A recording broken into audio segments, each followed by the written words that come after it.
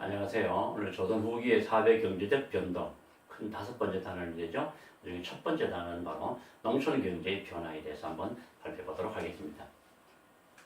농촌 경제 변화에서는 바로 조선 후기에 여러 가지 많은 농업 기술이라든가 이런 데 변화가 나타나게 됩니다. 그 중에 정부에서는 또 양난 이후에 정부와 양반 지주들이 농토를 개간하고 수리시설을 복구하고 그다음에 농기구와 시비법을 개량하고 새로운 영농법을 도입하면서 농업 진흥 노력을 양난 이후에 굉장히 농민들이 어려워졌었죠, 그죠? 그래서 진흥 노력을 많이 하게 됩니다. 그런 가운데 모내기법이 전국적으로 확산이 됩니다.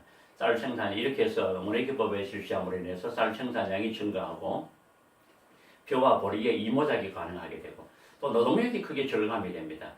조금 다른 내용이 됩니다만 노동력이 그러니까 모내기를 함으로 인해 가지고 풀을 뽑는 데 시간, 잡초식하는 데 시간이 굉장히 줄어들게 됩니다. 그래서 노동력이 절감이 되고 또 단위 면적당 생산량도 크게 늘어나게 되는 그런 현상을 가져오게 됩니다. 그리고 수리시설도 크게 증가하게 되고 그다음에 두레라든가 품앗이 등의 공동 노동 방식도 크게 등장을 하게 됩니다.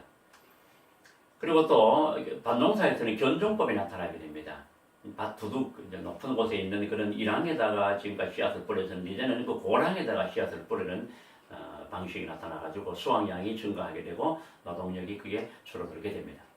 그리고 농서도 편찬이 되죠. 신속이라는 사람이 농가 집성 이건 주로 벼농사 중심의 농법을 소개하고 있고 그다음에 서유구가 임원경제지라는 책을 쓰는데 이 책은 바로 농촌 생활의 백과사전적인 형태의 책입니다.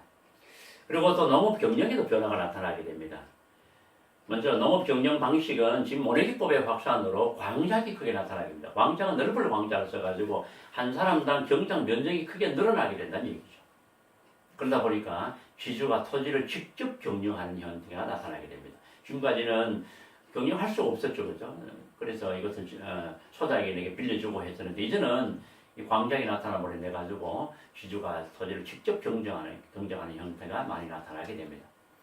그리고 또 농민층의 분화가 일어나게 됩니다. 광작이 시행되고 좀 이따 설명하겠습니다만 상품 작물이 재배됨으로 인해 가지고 일부 농민층에서는 분홍으로 성장하는 사람들이 많습니다. 그러나 대부분의 농민들은 빈농으로 전락하게 되죠. 그럼 이 빈농들은 어떻게 될까요? 이들은 소작지도 이제는 아까 나왔었죠, 그죠? 지주들이 토지를 직접 경영하는 형태가 늘어남으로 인해 가지고 이제는 농민들이 소작지도 얻지를 못하는 현상이 생기게 됩니다. 그래서 상공업에 종사하거나 아니면은 농촌을 떠나가지고 상공업에 종사하거나 농촌을 떠나가지고 저 멀리 뭐 광산으로 가거나 아니면 포구에서 활동을 하거나 아니면은 아예 농촌에서 임노동자가 되는 이런 현상들이 많이 생기게 됩니다. 그 다음에 지대납부 방식도 변화가 생기게 되는데요. 여기서는 지금까지는 수확량의 일정한 비율을 납부하는 타조법이었습니다. 수확량의 절반 뭐 이렇게 하게 되죠. 그런데 바로 유리한 경작 조건을 얻기 위해서 농민들이 계속 투쟁을 전개해가지고 도조법이 나타납니다. 이것은 액수로 정하는 겁니다. 지금까지 만약에 10가마를 생산하는 토지였으면 타조법에서는 5가마니 절반입니다. 무조건 10가마를 생산해도 5가마 20가마 생산해도 절반이었던 10가마 8가마를 생산하면 절반이었던 4가마 이렇게 되는데 도조법에서는 액수를 정합니다. 10가마를 생산하는 땅이니까 너 이제 5가마만 내라 라고 해가지고 5가마를 액수를 정합니다. 근데 이렇게 되니까 농민들이 열심히 노력해가지고 만약에 20가마를 생산하면은 그래도 5가마 내면 됩니다. 잘못해가지고 4가마밖에 만약에 잘못해서 뭐 4가마 아니겠지만 8가마밖에 못했다 그러면 또 5가마를 주고 이제는 자기는 3가마밖에 못 먹게 되는 거죠.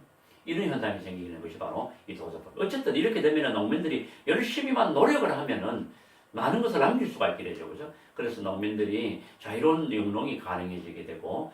이제부터는 지주와 전호의 관계가 여기 물론 이 변화는 도덕법의 현상을 나타나는 것만은 아니지만 그죠. 소도루기 전체로 볼 때에 소도후기가 되면은 지주나 전호의 관계가 지금까지는 신분적인 종속 관계였습니다. 대부분의 지주는 양반, 대부분의 소작이 이 전호라고 그러죠. 이들은 농민 이랬었는데 이제는 경제적인 관계가 됩니다. 돈 많은 사람은 지주, 없는 사람은 뭐 전호 이렇게 되죠. 그래서 경제적인 계약 관계로 이제 바뀌게 되는 그런 현상이 나타나게 됩니다. 그리고 조선 후기가 되면은 상품 작물이 재배가 됩니다. 일부 농민들이 인삼이라든가 담배, 목화, 채소 등은 이거 바로 팔리기 위한 판별하기 위한 그런 작물을 많이 재배하게 되고 그렇죠. 그런데 조선 후기 되면은 시장에서 가장 많이 거래되는 그런 상품은 결국은 쌀이었습니다. 쌀 수요가 증가해가지고 쌀의 상품화가 많이 이루어지게 됐었죠. 자, 그 다음에 수공업에도 변화가 나타나는데요. 수공업에서는 민영수공업이 발달합니다. 장인세를 내고 물품을 직접 판매하는 그런 수공업자가 등장하게 되죠. 바로 관영수공업이 이렇게 됨으로 인해서 관영수공업이 쇠퇴를 하게 됩니다.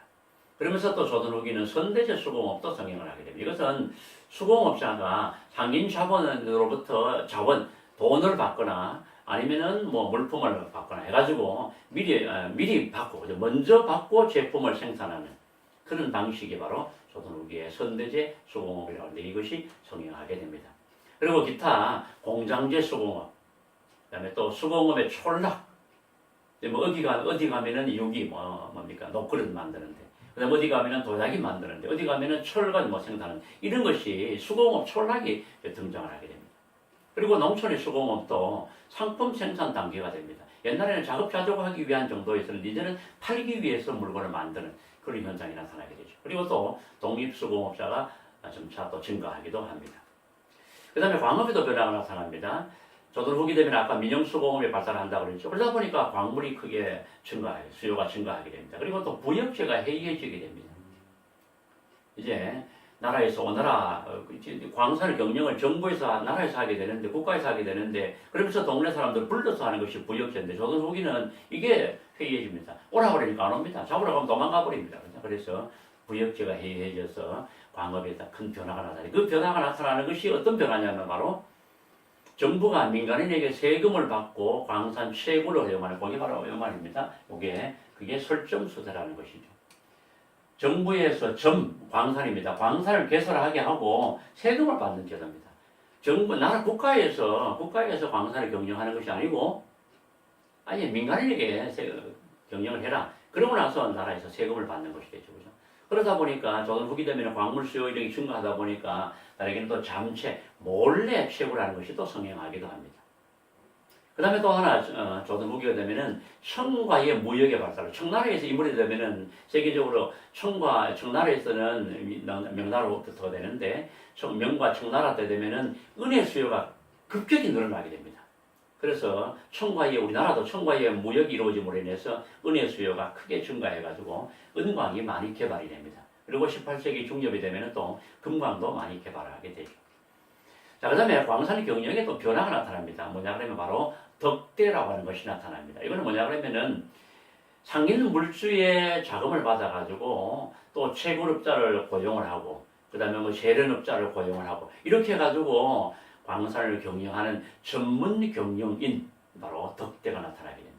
이 덕대는요 자본과 경영이 분리되는 그런 생산 방식. 결국은 이것은 오늘날의 바로 자본주의적인 경영 방식이라고 할 수가 있겠죠.